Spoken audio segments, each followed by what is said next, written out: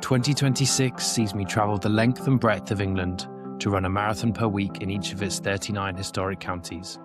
Why? To raise funds for Tommy's, the charity that does incredible work to try to end the heartbreak of baby loss. I'll be joined each week by someone who has their own story of loss, their own rollercoaster journey, their own reason to be there. This podcast shares those stories in the hope that they can bring awareness to an often undiscussed topic and even, perhaps, a flicker of light in someone's darkness. You can follow the runs, the stories, and donate to the cause at marathonsformiracles.com. Enjoy. Hello, welcome to another week, Marathons for Miracles, week 12. We are on to, this week, Bedfordshire, which is not far from home for me, really.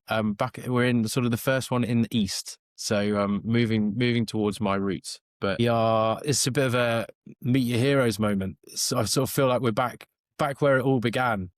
We're joined this week by Ciaran, who is part of Nexus Fertility, and more relevant to this, the Male Fertility Podcast, where I did my first podcast ever, but certainly my first podcast relating to Marathons for Miracles. So I've just sat and given Ciaran a briefing about how the podcast works, and I felt like a complete fraud because he's been doing it for years, and sort of I got the same speech from him 6 months ago, whatever it was.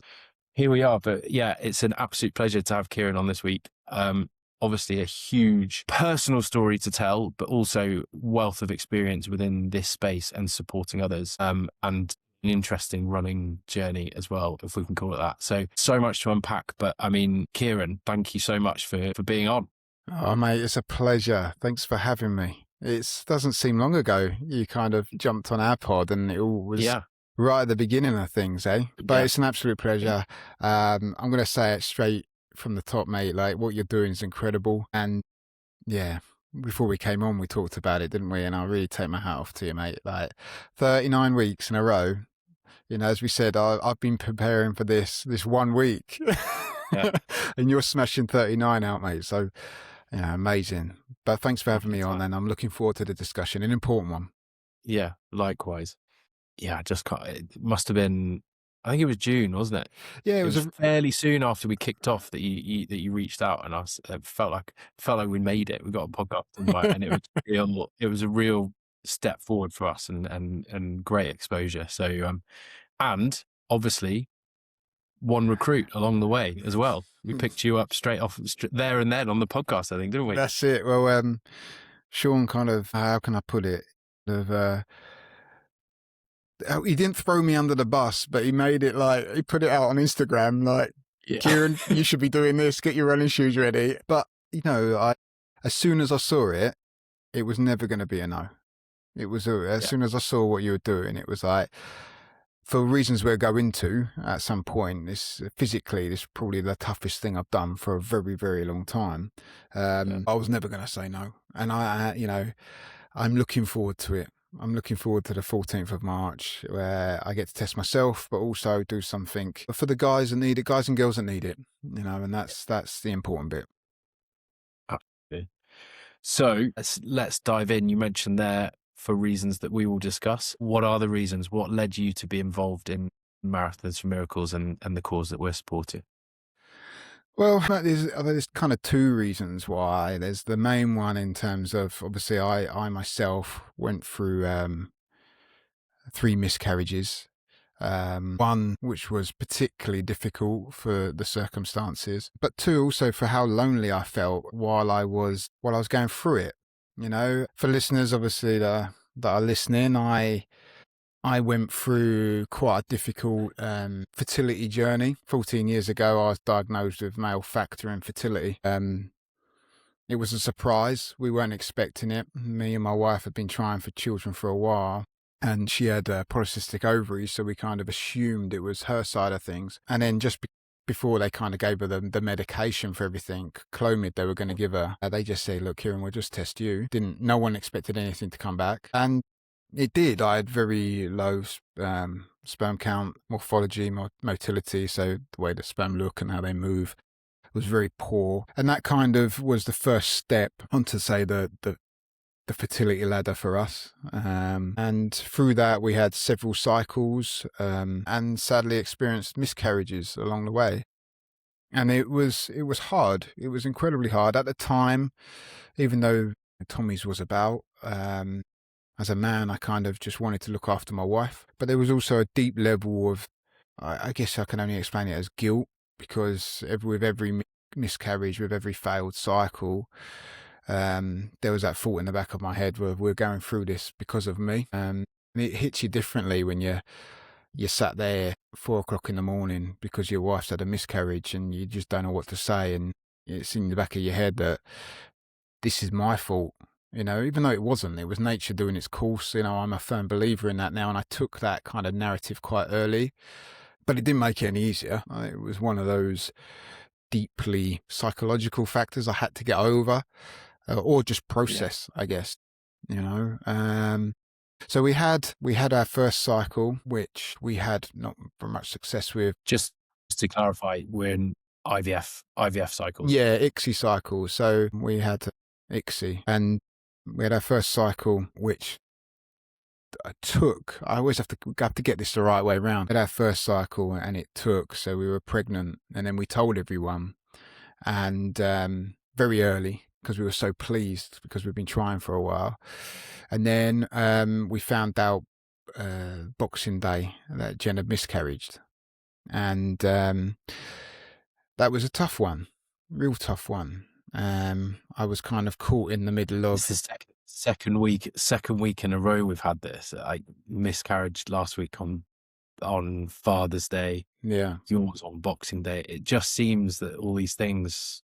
They have a way of finding the wrong time, don't they? Yeah. I think it's a poignant date, isn't it, in society? And like we had got in our heads that by this time next Christmas we'd be parents, you know, and the next year was going to be the most magical year we've ever had. It's happened first time, and it was great, and it was going to be this beautiful story. And then on Boxing Day, it was very evident.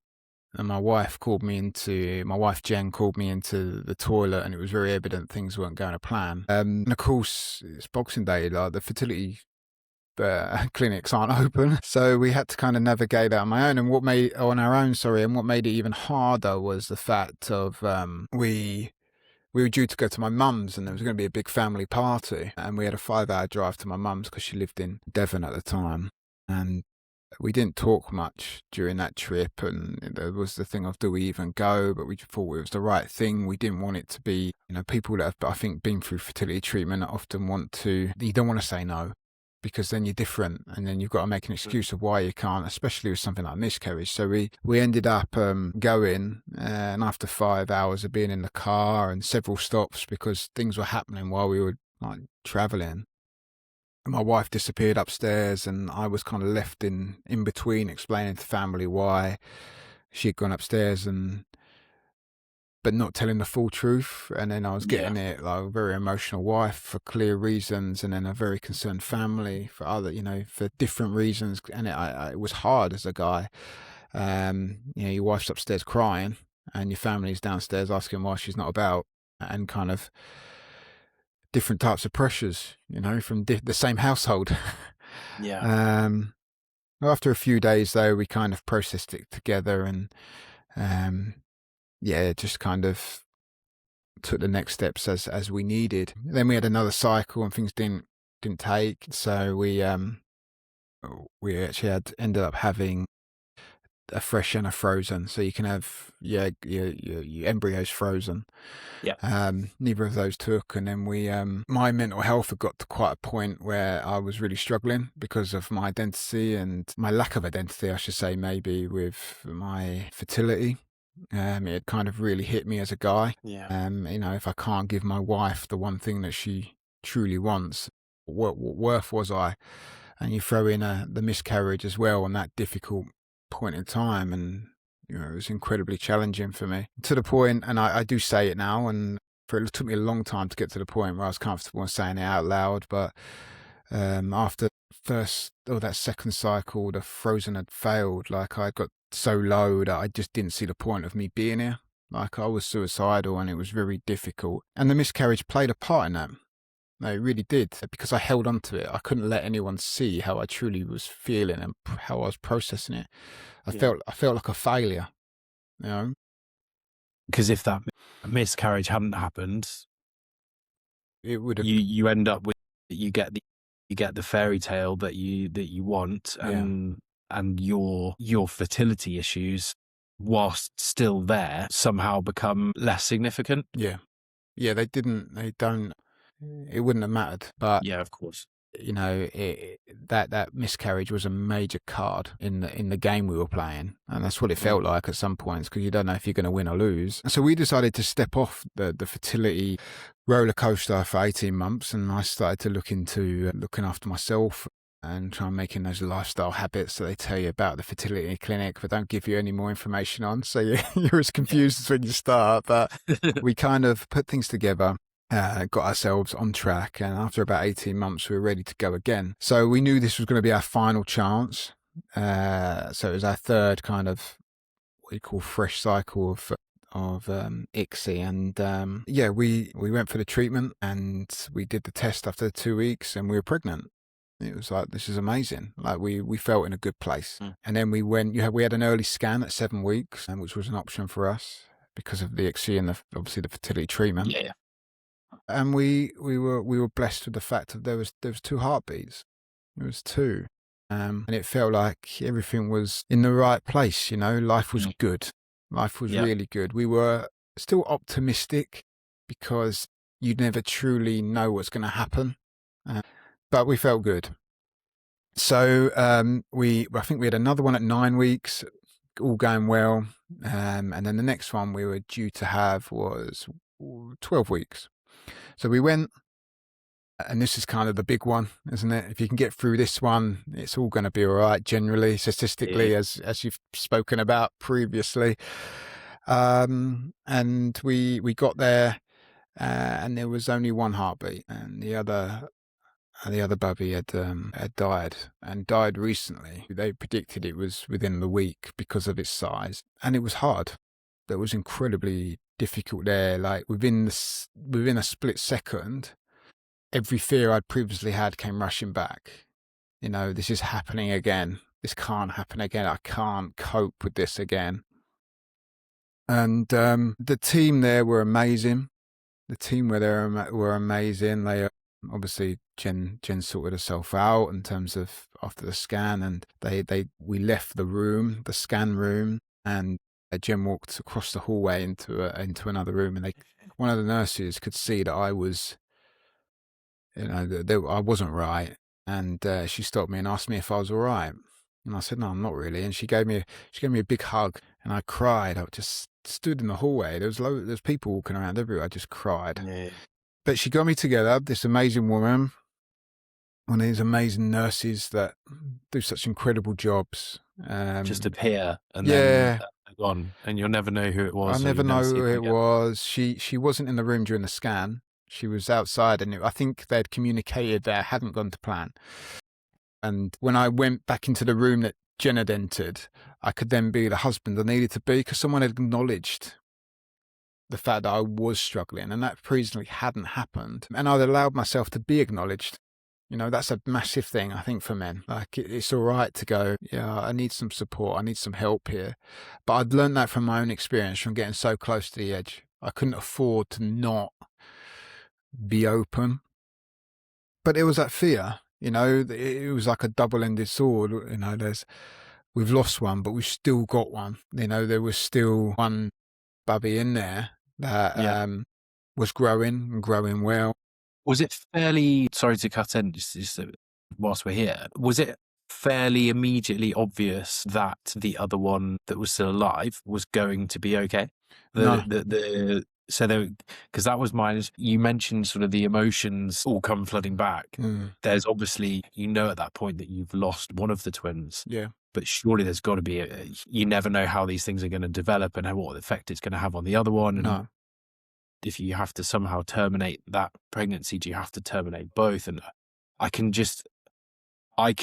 got those questions and those emotions flying through my head now, just listening back to the story. So I can't imagine what it was like in the room there and then. No one could tell us what would happen. No one could tell us what was going to happen because there were several options, or several, I wouldn't say options, just several ways it could go. Possibilities. Possibilities. And what we left that hospital with was, it stays nothing. We don't change anything unless there's an obvious reason why, in terms of, I guess, bleeding and like loss, pain, something like that. And it never came. So we didn't then get another scan until 20 weeks. It's a long time to think what's going on. But me and Jen we tried to be as down to earth as possible with it, in terms of like, this is what they've told us to look out for. If it occurs, we'll stress about it. If it doesn't occur, we just take one day at a time. We felt heartbroken because we'd lost one of our children.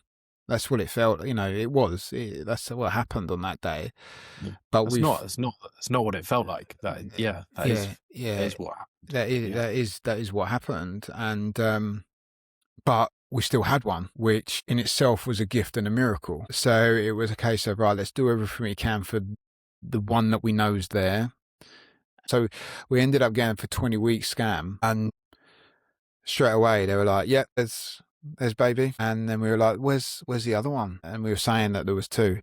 And what had happened was, my son Seb, who, obviously he was born and is currently upstairs asleep. But he had absorbed the other baby, so it was called a vanishing twin. And I was just like, what? Yeah. Like, the body is incredible, and he had absorbed it, and it had kind of, nature had done its course in the best possible way, and I still don't fully understand it. I don't know how that happens, because there was a heartbeat and there was everything that you'd kind of anticipate a baby to be and developing. But it was only just before the 12-week point that it had happened. Another one. It happened, And anyone who's had a 12-week scan, been fortunate enough to have a sort of a healthy 12-week scan, will know that the baby at that point is like, it's a human being. It's got arms, it's got legs, it's got a head, it's got a brain, it's got a tummy, a stomach, it's got ears, eyes. Like, it's starting to. It's not like a clump of cells that another clump of cells has sort of merged with, is it? That's I remember when you first told me this story, and I'd never heard of vanishing twin syndrome before, and I was like, that is. I hope you don't take this offensively, because it's your kid essentially, but that is flipping mental. Do you know, like, the fact that can happen is just insane. It is, and it's like it's something that's not really spoken about much. Like, we had our second twin literally was absorbed by its twin. So that was another thing to get our heads around, like what had happened. Jen did a lot of looking into it and kind of explained things to me and stuff. But we were just thankful that Seb was all right, and then things went on, and he arrived a little bit early. So he arrived at 35 weeks and 6 days. So he was a bit early. And, I think to myself, actually, was he a bit early because he had absorbed twin? Did that just quicken up his development? I don't know. But we don't know. But he arrived early. He was on Skaboo for a bit because he was a bit unwell. He was in hospital for another week, and he had jaundice and a few other things. But he's a fighter, and he fought through it all, and we brought him home. And I distinctly remember holding him the first time and just thinking, "Oh, my man, he's here." And it was a real special moment. But there's that side of me that it was after he was born I started to process what had truly happened, and I had a lot of questions about twin and why they didn't survive. And once again, was it something to do with me? Was it something to do with my, the quality of sperm I produced? I don't know, but there was a lot of questions in my head. And I started to have like panic attacks, and like to the point where I'd have panic attacks, and I started to become quite antisocial in terms of I didn't want to socialise much. And I wanted to just be at home trying to process it all. It was almost like, because we got to the end of what we perceived our fertility journey and just having a child, the floodgates opened. And the miscarriages, like I've said previously, it was a major part of that. And questions that I just couldn't have answers to. And now I know that's okay. It's all right not to have the answers. We're not supposed to know the answer to everything. And I think for me, that kind of helped steady the ship mentally for me. I mean, what really saved me was when COVID came in. Like, it meant I was free, how many months at home with the family. I kind of completely reset. And part of that is when I really started to look at supporting other men through their fertility challenges, but also addressing the deeper side of the emotions that I was feeling. And one of those was definitely linked to miscarriage. So, yeah, quite a journey, man. Deep breath. It is a hell of a journey. Yeah. And as ever, I'm so grateful to you for sharing it. And we'll go on to talk about sort of more what you touched on there at the end about supporting other men through fertility journeys and the work that you've done. And as a result of that, I know that you are fairly familiar with talking about these issues and familiar with sharing your story and being open about these things. But it never belittles the magnitude of the topics that you're covering. No. I think one of the things that we're trying to do with this whole challenge and the conversations we're having is to shine a light on a lot of these things. And for people who, I don't know if anyone listens to this podcast, full stop. They do. But I don't they do. listen to this podcast outside of people who are looking for answers around loss. But this is this is one of the episodes, even at this stage, that I would love people to listen to, because miscarriage and fertility and these topics are so pushed aside in society, and we're so reluctant to talk about them. But without wanting to put too fine a point on it, Ciaran, you were on the edge of wanting to end your life because of the fertility process and the fertility journey and the losses that you'd had. Yeah. This isn't something that just happens and people move on. It is utterly life altering. Whether it's combined with the fertility journey, whether it's 6 miscarriages, it doesn't matter. It completely reframes people's existences. Yeah. And it's so incredibly brave of you to talk about it. And I've said this to a few people who we've had on who are in similar positions to you now, where it's become almost second nature to share that story and to share those particularly difficult parts of it, and to just make it part of a story and part of a conversation. But it really, without wanting to go on, people listening should really understand that this isn't just part of a story. Imagine being in that position because of your fertility or because of a miscarriage, and it's not uncommon. And it's just I'm so grateful for you to talk about it, with me, and for this challenge, but just in general, and for other men. Like, it's incredibly important, and it's incredibly admirable. Thanks, buddy. It's, like I said, it's something, you've said it. I'm at the point now where I can talk about it. But even when I do, it's still incredibly tough. Like, when I think about that nurse that gave me that hug, even like explaining it then, like I can feel the raw emotion creeping up into my throat.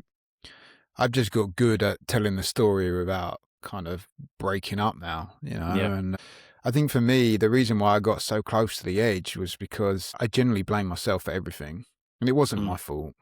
And any guy listening to this in a similar situation needs to know that.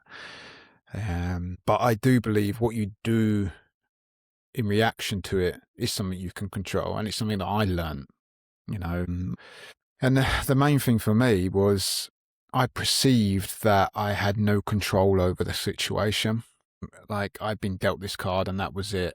But it wasn't until I started taking my lifestyle and, things that I did into account in terms of what I was responsible for them. That's when I started to feel better about the situation. And it's the same with like the miscarriage. Like, when you experience it, I distinctly remember on that Boxing Day just wanted to instantly fix it. And I mean instantly. I didn't know how I could just make everything better. I didn't like the cloud in the room. I didn't like the feeling. I didn't like anything about it.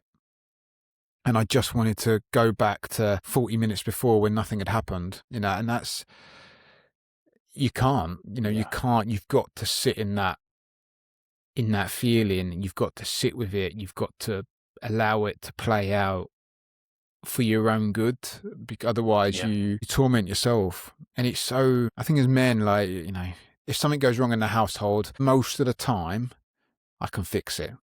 Yeah. Like, someone's hurt, I can take them to A&E. Bill's not paid, you can get it paid. There's things you can do. Everything, there's always something you can do.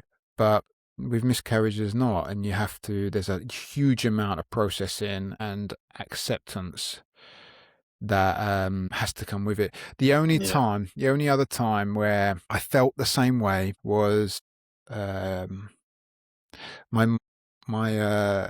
wife, her mother was diagnosed with cancer, and it was very quick, and she died very quickly. And it was the same feeling when we got that phone call, she died. It was exactly miscarriage. It's death. There's nothing you can do. Yeah.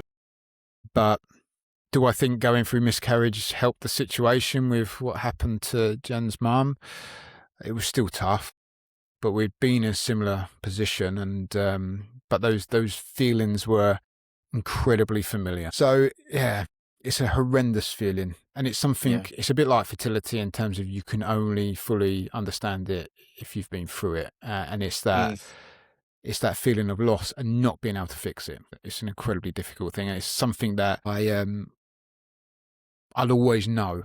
I'll know that feeling, and it comes up in life. You lose people, you lose things, and there's things you can't do about it. But yeah, I guess that's one of the reasons why I'm so passionate about this, doing the marathon.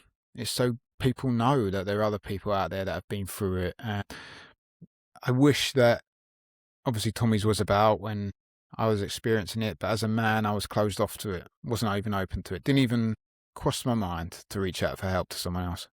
Yeah. And guys need to know they can. Yeah, absolutely.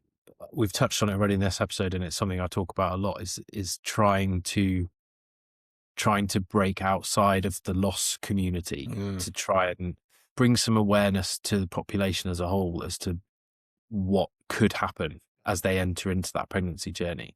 You've said there, you don't think that you can really understand it unless you've been through it. Do you think we can achieve our goal? Do you think that the message will ever truly resonate with someone? Because I appreciate that conversations like this, challenges like what we're doing, can hopefully really help people who are going through it now or have been through it and are looking for answers and are looking for help. Do you think our mission is futile? Do you think anyone can ever really latch onto a conversation like this and extract value from it, without the lived experience? Yes. Yeah, I do. But I don't. The honest truth is, you can educate people about it, but people won't. But unless you've actually experienced it, like, everyone knows it hurts to be punched in the nose, right? You can tell someone, people can go, yeah, I can imagine that. Yeah. And everyone can imagine it hurts being punched in the nose. But until you've been punched in the nose, you don't know how much it hurts. That's the truth. And it's not because you're being ignorant to it or whatever. It's the fact of it's experiential learning. That's how we've survived for years. But it's for me, it's about education of youngsters so they know where to get help from. It's the same thing with the male fertility side of stuff. Guys need to know, young men need to know where they can get that support. Miscarriage, you need to know where you can get that support. But the statistic that I'm more interested in is making sure that 1 in 4 becomes 1 in 6. That's the stuff in terms of, we need to reduce the amount of miscarriages happening so less people can go through this. And so I do think, this is like, the mission's so valuable, but my wish is that less people need that support, I'm the same as you. And that's, again, this is why I could have chosen to support a group like Nexus. I could have chosen to support the Worst Girl Gang, all who are fantastic organisations doing brilliant things. But it's like we've said before, it's Tommies are the ones who have that research on, and they're trying to. And I'm sure there are fertility specific research centres within more focused on the fertility space rather than the miscarriage space. Yeah. For me, it was Tommies because they're, like you say, they're trying to change the numbers rather than just helping more people. Yeah, you've got to. And a reminder to everyone that if you are listening to this and you agree with what we're saying and you'd like to donate to Tommy's, please do visit marathonsformiracles.com and click on donate now, and you will support both our challenge and the fantastic work that Tommy's do. 100%, man. Now we want as many people listening to this to donate and support the cause. And yeah, I totally agree. It's about that research. Like, this isn't, you've said it, like, this isn't just about people that have been through it. This is for the people for the future as well. Are going to experience this. It's not going away. It's just about making sure that those numbers can be low as possible in 10, 15, 20 years' time. So, Yeah, man. You spoke about a feeling of sort of loneliness. Mm. You spoke about the scene, if you like, at your mum's house in Devon on Boxing Day or the day after Boxing Day. And you sort of spoke about sort of subsequently when Jen and you processed it together over the coming days. Tell us a bit more about those emotions. And I know this is an interesting angle because it's sort of the male specific side of things, I guess. I don't know if there's a question in there, but maybe. No. I get what you mean. So for me, I didn't know what to do. I generally didn't know how to make my wife feel better. And in truth, like, there was nothing I could do. The only thing I could do is be present. Yeah. And I've learned in life that is sometimes the most powerful thing you can be. It is the most supportive thing you can be, is just present in the moment. So funnily enough, we didn't talk loads about the miscarriage. We just existed together in a quiet world. Mm. It came up and I checked she's all right. But the facts were the facts. We knew what had happened. And it was almost like a sandstorm, and we had to wait for all the sand to settle so we could see how we truly felt. Yeah. After that, it was a few days after that we came home. I went home back to Bedfordshire from Devon, and it was during that drive that we talked more about it. About how we felt and how Jen felt, how I felt, what we wanted to do next in terms of treatment and those kind of things. So, if there's guys listening to this and they're in that moment, just being present is the best thing you can be. Yeah. And I haven't really thought about it that much until you've been talking about it now. But I do now, looking back, remember that sort of 2 weeks after our miscarriage. And I'm like you, I'm a real sort of pragmatist, solutions kind of person. It's like, okay, we've got a problem. What are we going to do about it? Yeah. And I remember, I can't think what they might have been, because as you say, there's nothing you can do. But I remember for the first sort of few days, trying to be positive and like, right, we're going to do this and we're going to do this. And this is going to be okay because we can do this about it. Mm. And I just remember Amy still being sad. Yeah. And I was like, okay, this isn't working. There were a few days after, as you say, just realized, you know what, just shut up. Yeah. Just let it. And it'll get better in the end. Yeah. That's what it is. You have to, we think differently to women, that's one of the most beautiful things that exists. Men think differently to women and women think differently to men. And during situations like miscarriage, don't guess what they're thinking. Just go for the ride. I know that sounds bizarre, right? Is that miscarriage specific? Well, I think just don't guess what they're thinking. I think that's in fact, don't ever guess. You want to do a spin-off podcast entitled "Don't Guess What They're Thinking." But generally, don't guess what they're thinking. Like, just be present. And do you know what I remember? There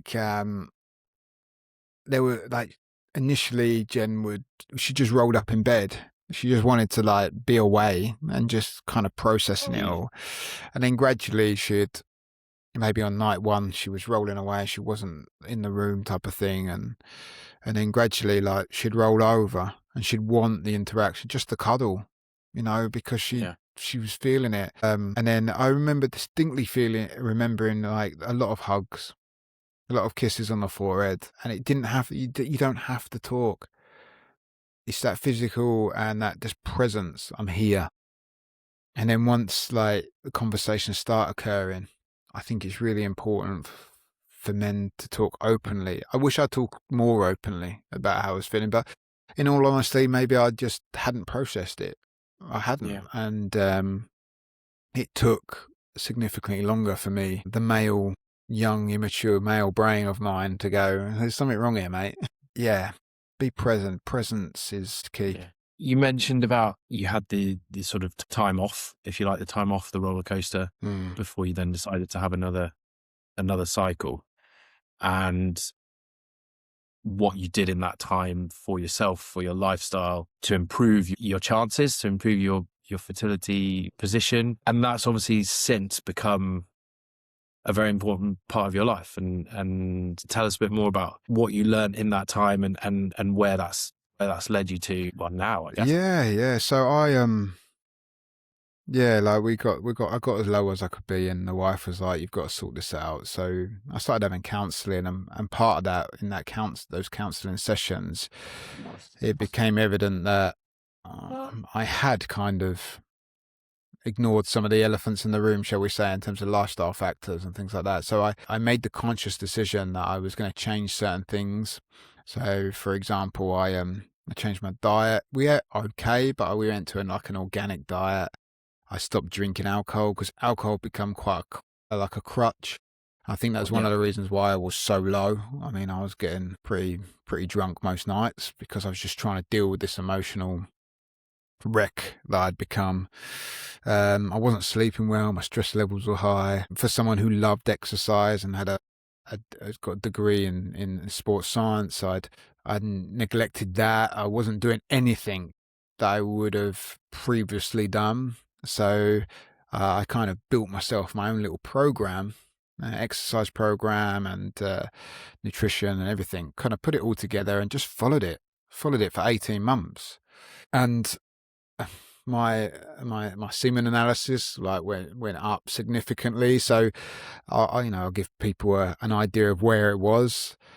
That first semen analysis that I had back at the clinic, or the second one I had actually, was they predicted that I had around about 1,500 sperm per milliliter. Now most men have towards 15 to 20 million, so I was 1,500. They predicted that around or less than 1% of that was viable, so like 15.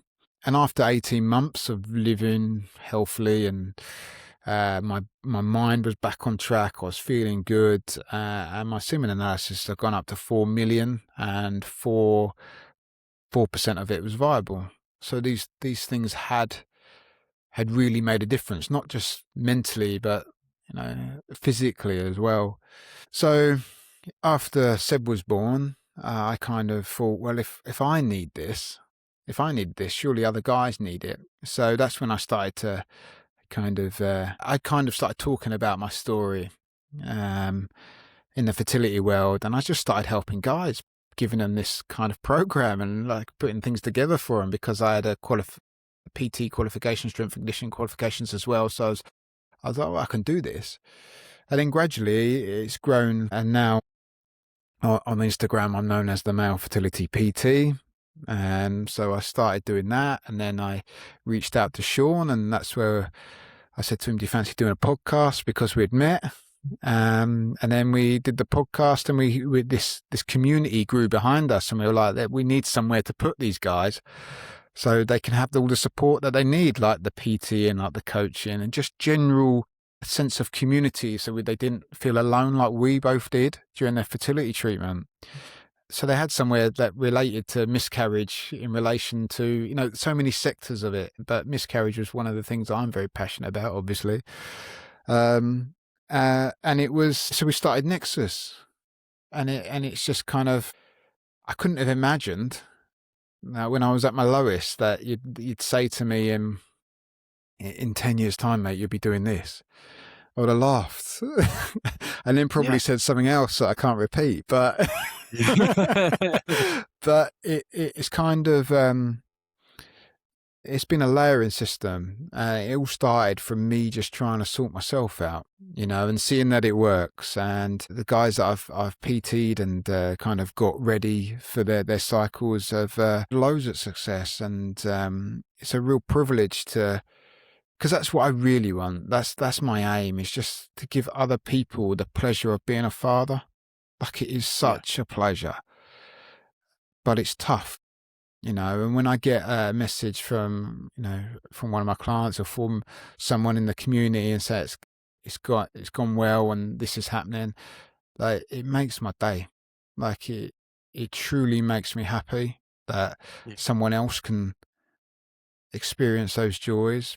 But at the same time, I'm really there to catch someone that needs that support now, because you shouldn't feel on your own when it all goes wrong as well.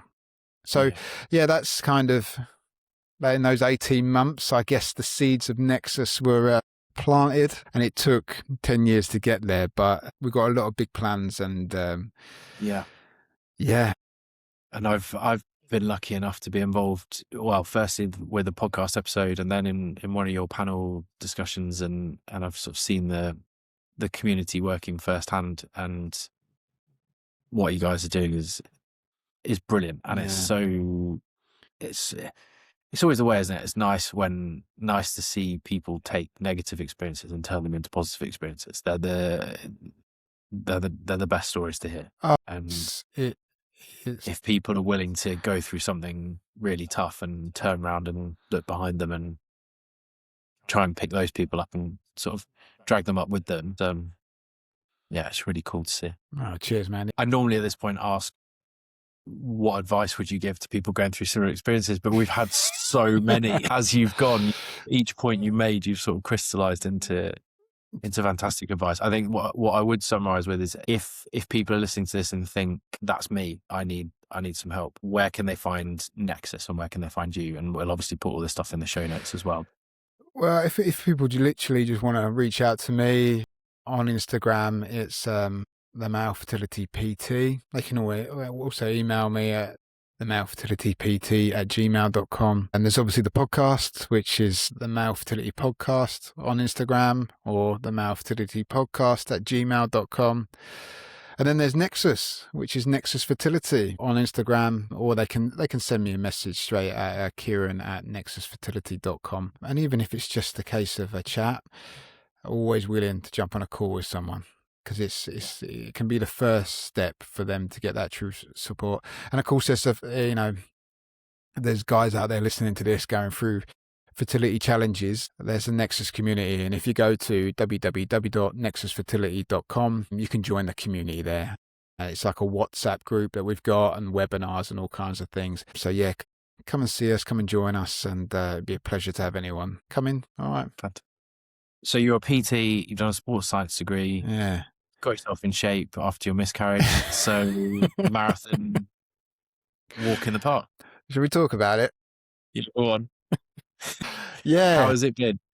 I'm going to start this bit because I think you are the first person, and this is at week 12, you are the first person who genuinely, when you agreed to do this, would not class yourself as a runner in any way, shape or form. Nah. Like, we've had everyone who's run with us so far, to varying degrees, has run like a half marathon at least. Some of them are like nutters, as you've seen, like 2 hour 30 marathon guys. And so Ciaran jumped at this and then told me 2 days later, like, I don't even know if you owned a pair of running shoes. Like, No, do you know what I mean? I didn't. I bought my first running shoes. Big hats off. I bought my first running shoes at Christmas. Yeah. But I had been running. I had started to run. Proper running shoes, shall we say. I invested in some Brooks. So I was like, right, nice. Let's buy some. We like Brooks. I'm a Brooks man. Brooks are listening and they want to endorse the challenge. You're very, very welcome. Oh, 100%. 100%. I think we should we should definitely tag this. And anyone listening to this, social media, tag Brooks. Let's get him involved. Yeah. But so I used to do a lot of cycling, right? And I love downhill mountain biking.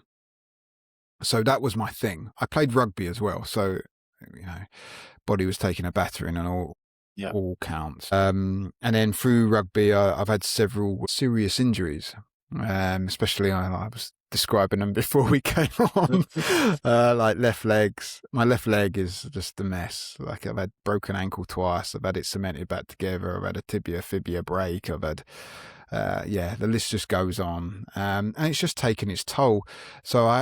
But during my fertility journey, I stopped mountain biking because it was the thing that you shouldn't do. So I started to do more powerlifting and things like that. And then 2019, was it? Yeah, it was just before the first lockdown. Was that? I can't remember. It's so long ago. Anyway, I had another ankle break and ended up having to have it all reconstructed. And at that point, they were like, "Look, we need to fuse your ankle. You can't never run. You'll never be able to run again." I was like, "No, I think I was like, 35 at the time. I was like, I'm too young for that. Do not fuse my ankle." So they repaired it as best as possible. And I was basically told, "Look, you'll never run again or do any running." So I hadn't. And then in July, I've kind of gone, I'll do a marathon. So I've had to really take it slowly. Like I've had to prepare my legs. I've had to do a lot of physio. I've had to just get things ready. I did 18 miles the other week, and it was an amazing achievement for me. I learned several things in terms of, long distance prep during 18 miles. But I can do it. It is like I'm generally in pain. Like it's not just me going, "Oh, it's a bit uncomfortable." Like once I get to that 15, even now, like I run 3 miles, I'm in pain. I did 9-10 miles the other day, and it hurt. But the reason I'm doing it, like this is one roll of the dice for me, I think, marathon wise. So I'm going to do it. I'm doing it for a good reason. One and out. I keep seeing on the group, like, "Let's do another one." It's like, no, one and out. No. But just because of all the pain, literally the pain inside that I went through my fertility journey, through the miscarriages, like I will get over that line. Like, doesn't matter if we have to walk that last 5 miles. I'm getting over the line, mate. Like I'm coming. I might need crutches by the end of it and a stretcher, but we're gonna get there. It's I do think I will run over the line. I think it's going to be fine. But yeah, it's been a challenge. It has been a challenge, but one I've enjoyed. And you know what? It's actually it's motivated me to get back in the gym, like really seriously. Like I'm 40 in May. Yeah. And although I train guys all the time and have a lot of time in the gym, I haven't always prioritized myself, but this has made me go, "Do you know what, mate? Like, you're 40. Let's crack on. Let's get in good shape again." And I've decided I'm going to dust off the old bike and maybe do a challenge around that at some point. Yeah. But right now, I'm 10 days out of my first and probably last marathon. But so yeah, that's how I became a runner. And I noticed that I was the first one that doesn't really run. We've got a little, it's like, I think it is mostly blokes as well, actually. This sort of this group of, as much as you can have a corner in a WhatsApp group, we've got a group of blokes who are in the corner. When every night someone will mention something, it'll be like, "What on earth are you talking about? I don't what is this?" Hey, if I can you're the ones that I take my hat off to most, and it's like, and everyone's doing it with similar motivations to you. It's like, no, it's not what comes naturally to me, but I heard what you were doing, and I had to be involved. Yeah, that's what I said. That to me, it was means a hell of a lot. So it was as soon as like Ciaran prompted it, I was like, "Yeah, I'll do it." And then I didn't even think. It was just like, "Yeah, I want to do it." But it's gonna be an amazing day, and I think that if I can get around about the 5-hour mark, I'll be happy. Like generally will be. Yeah. but we'll see what happens. See what happens on the day. Yeah. And where are we going? What are we doing? And what do the places mean to you? So we are running kind of because I didn't live in Bedford for long, so it's worth kind of building this out really, because originally I'm from Kingston and then we moved to Brighton when I was young, and gradually we moved up the country. Because you live up near Leeds? I live near Leeds now. And we moved to Bedford because Jen got a job as a health visitor up here, trainee health visitor. And we were here for maybe 4 years, there for 4 years. But in that time, we went for the majority of our treatment, and my son was born and Seb was born. And so it holds a lot of memories for us in quite a tight space of time. Yeah. So we're going to be running out of Bedford and kind of down towards the village that we used to live in. We lived in 2 main villages, but we're running down into Amped Hill and finishing in Clop Hill. And Clop Hill was where I went. So if we start up by the hospital where Seb was born, when I got thrown out of the hospital that night, I went down to Clop Hill to be with friends, but go to the pub that we finished at. Because for me, it was like, it's a poignant moment in my fertility journey. So yeah, I'm looking forward to it, man. I was looking at the route that you sent us, and I was just like, oh yeah, I know that. I know where I can get my little stops in, where we can do this. And it's going to literally be a run down memory lane for me, because we haven't been back for 9 years. Like, who knew that memory lane was 26 miles long? It feels longer than that, mate. But yeah, it's gonna be an absolute epic run. And then definitely brings back some amazing memories for me. And the 14th. But I remember there was something you requested. You requested that weekend specifically, fairly early on. Seb was born on the 16th of March, and it was the closest weekend we could get. So, I expect they would have arrived earlier, being twins, even though Seb was a month and a bit early. It would have been twins' birthday as well in my mind. So it's an important date. When you put the thing out, I was like, I want that one. Like instantly, I'll send you the message. I was like, I want this one, block it out. Yeah.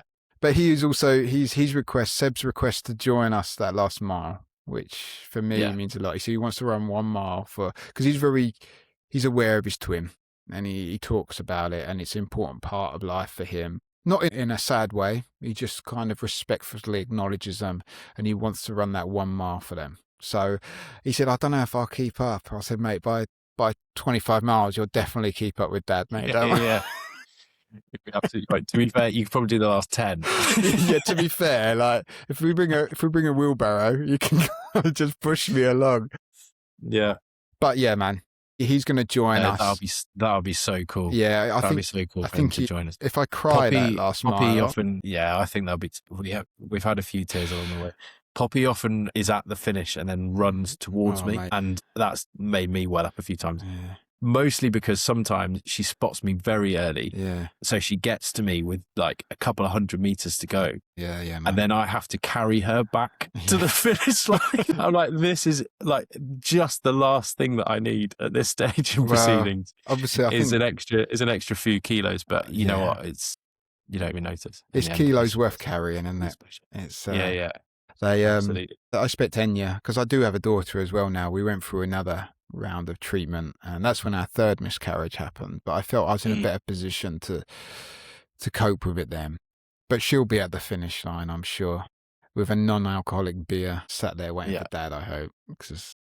But I haven't drunk for years now, mainly because of all my other issues I've had in terms of coping with it all. But I can't wait. That's going to be a good sip of a good beer. Well, I can't wait. As I said, this evening feels like a sort of a full circle moment for the challenge, and it's been, as ever, an absolute pleasure talking to you. And hopefully, everyone can take a lot from this evening's episode. I hate to make this podcast feel exploitative in any way, but the point is to acknowledge the very tough times, but obviously try and help people to extract some education from it and a bit of common ground and some awareness, some learning. So material aplenty in there, Ciaran. You're a phenomenal bloke, and what you and Sean do is fantastic. Thank you, my friend. This means a lot. It means a lot coming from you because, like I said at the beginning, mate, what you're doing is phenomenal. And yeah, I can't wait. It will be the last time I tie those shoes on, but I can't wait till the full week. We'll have a ceremonial burning in the big one. That's it. I might put them on Vinted or something, get rid of them. All right, mate. I can't wait. We'll see you in Bedford, and good luck with the last week or so of prep. We're confident. We're confident we get there. Cheers. I'll see you in a bit. Cheers, Ciaran. Speak soon.